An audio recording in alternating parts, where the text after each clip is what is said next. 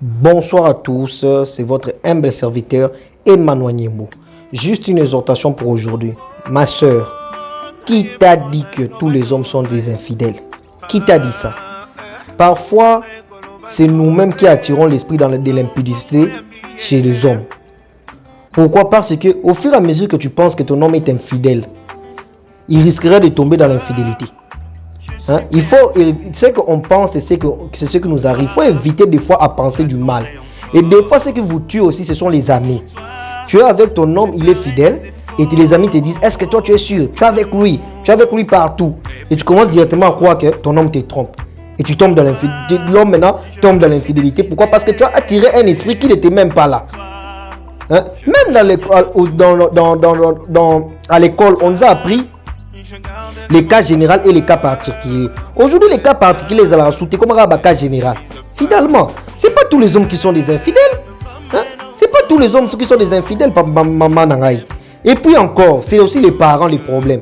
Les parents, déjà, l'enfant grandit, tu le mets déjà en tête.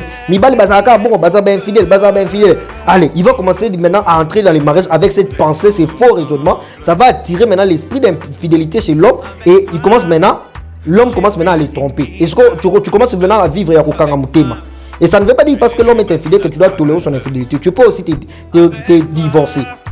Moi, j'ose croire même, si les femmes avaient posé cette question-là à Jésus, Jésus allait leur répondre que non, tu peux divorcer.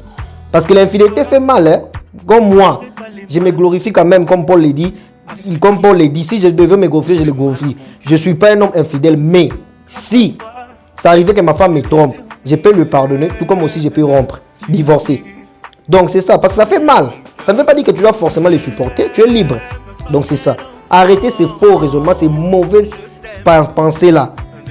Ça risque de vous amener à vivre avec des hommes qui étaient fidèles, mais sont devenus infidèles juste parce que tu penses mal. Moindre retard à la maison, oh, tu es avec qui? C'est pas bon. Arrêtez ça. Arrêtez ça. Tu risques de créer tu risques de faire devenir l'homme infidèle pour rien alors qu'il n'était pas infidèle. Donc, que ces conseils vous aident. Que Dieu vous bénisse exagérément. C'est votre humble serviteur, Emmanuel Niembo, l'ami du Saint-Esprit. Merci beaucoup.